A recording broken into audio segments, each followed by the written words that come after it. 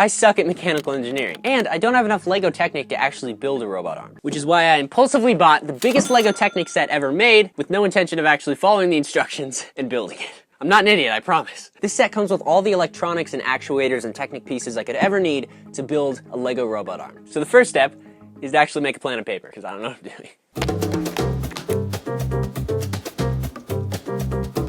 Okay, so I spent a good amount of time trying to figure this out, and I figure if we use a 6-axis robot arm, we can have a claw, we can have it rotate here, rotate there. It'll essentially end up looking like this, so we'll have a base. The confidence I have in myself to do this the right way is extremely low, but you gotta start somewhere, right? Right? Step one, we need to attach this big thingy. We're going to take this, attach it to a base, and then on top of this, we're going to have a rolling mechanism using these wheels, and they kind of just like ride the track. So, let's do that. All right, so we got the base moving, as you can see. Just like that. Just some simple gears, there's the motor, and the gears go up to this rotating plate thing. It rotates that entire thing, and that can be controlled with this app. And I can add a ton more knobs and stuff. So, that's where we're at, and we're at 3 hours and 15 minutes.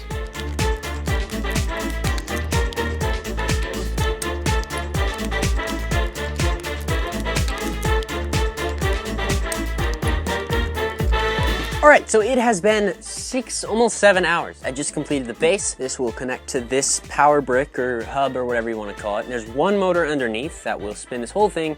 So all I have to do is do that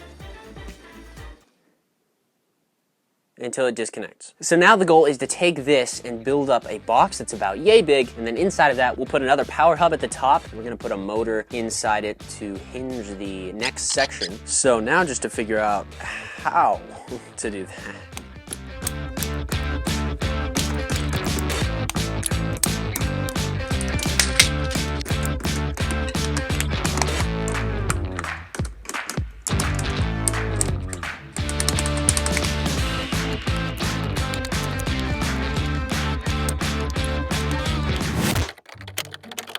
Okay, so we have slightly bad news. This whole thing is too tilty. So that means I have to take this off and figure out how to connect that better. But I mean, the rest of it's coming along. We just need to finish up this arm and then get the first gear system in place for these 2 actuators to go here. I think this is the first major snag we've hit. So now I just have to figure out how to unsnag.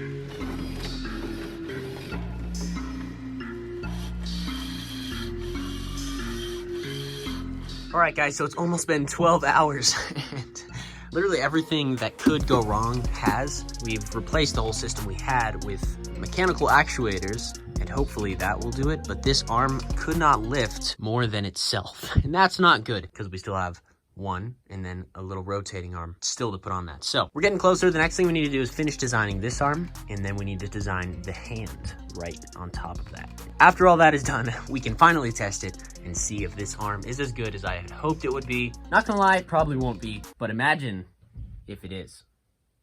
Now, we have our first system. We'll get a better mount on there.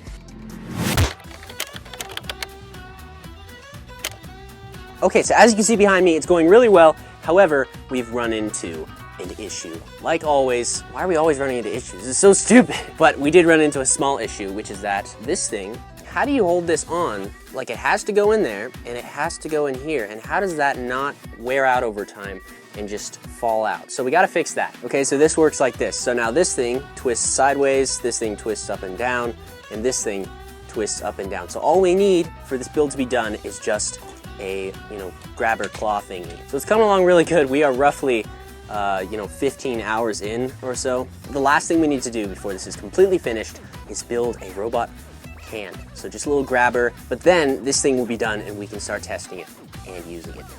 Okay, hopefully the audio doesn't cut out because I'm having microphone issues.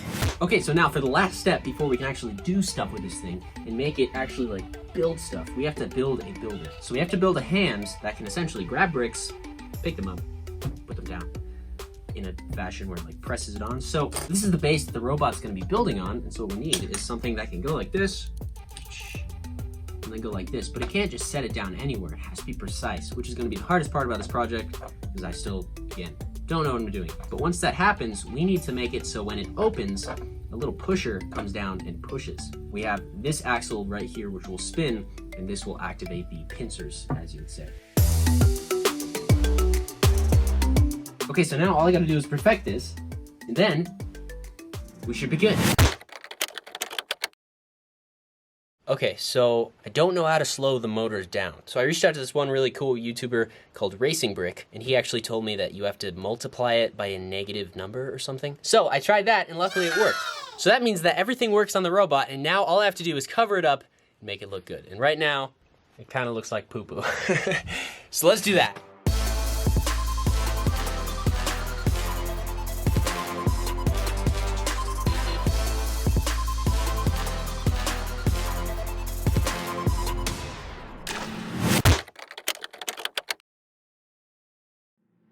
Guys, real quick, check this out. We have new merch. Go check out the merch shop. Link down in the description. We got a lot of shirts and cool stuff with the new Brick Science logo and the new design, so pretty sick stuff. But here we are at the very end of our journey, and we've created this awesome Lego robot. I'm gonna show you some of the stuff it can do. The first thing, so you can see all the different stuff it does. So that goes up as well as down, right there. And then this can rotate 360 degrees. Very slowly. It can also go up and down like that. This goes about 90 degrees down like that.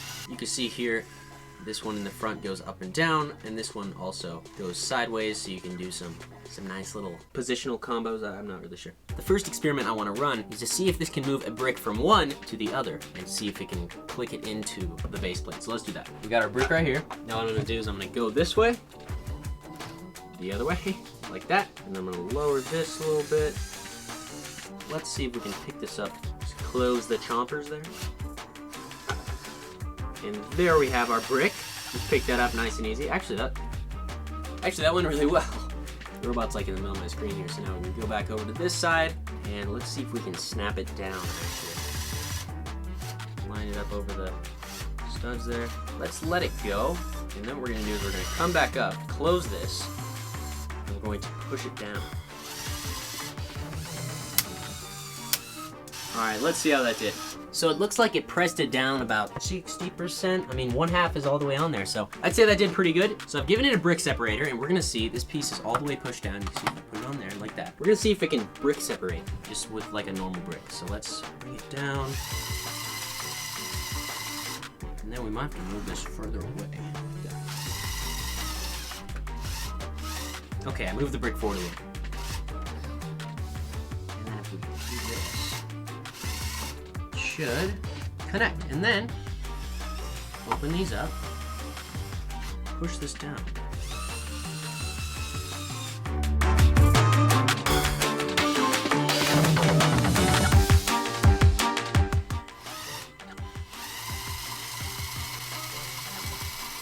Yay! Guys, it brick separated. Look at that. And now you just retrieve the separator. And then you just bring the brick separator back. And maybe you can like. Nice. Got that? So it's not very good at doing the fine detail things. I know why that is. It's because this base is super wobbly, so it needs a whole new rotation system in there. I'm just not really sure how to do that yet. But the next thing I want to see is if it can take a little axle and push it through one Technic hole.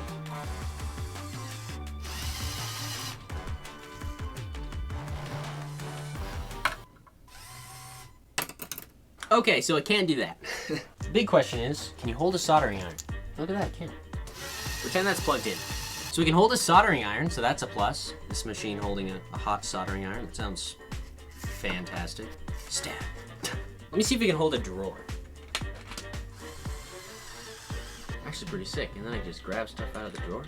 Well, that's pretty awesome. Let's see, what else can I do? Would you mind holding this for a sec? Nice. So it holds the Iron Man head, so that's kind of cool. So I'll have to adjust the weight based on what it needs to pick up. Right now I have rubber bands up here just as a, helper for it. But essentially that's what it can do. I really want to go back to stacking those bricks because I feel like if I can't stack 3 bricks, then I've failed. 3 bricks. And now we're gonna pick them up and stack them over here, just like right on top of each other. Let's see if we can do it.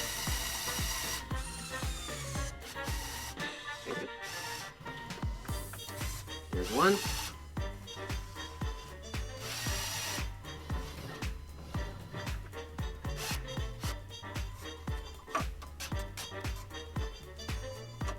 That's it. That's the place right there. Okay. Please do not fail me now. Close the claws.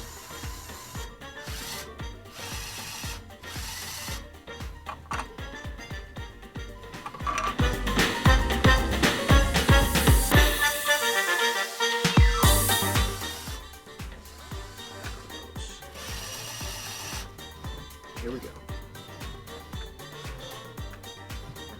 Put this on top of those.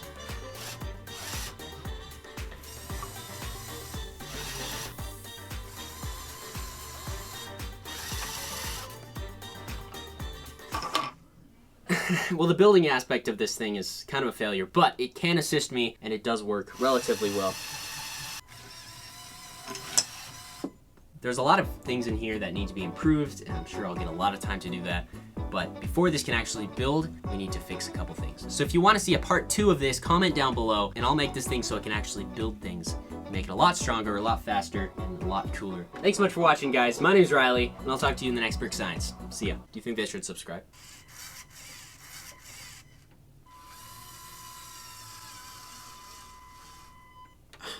For some reason, this really hurts. Okay, you can let go.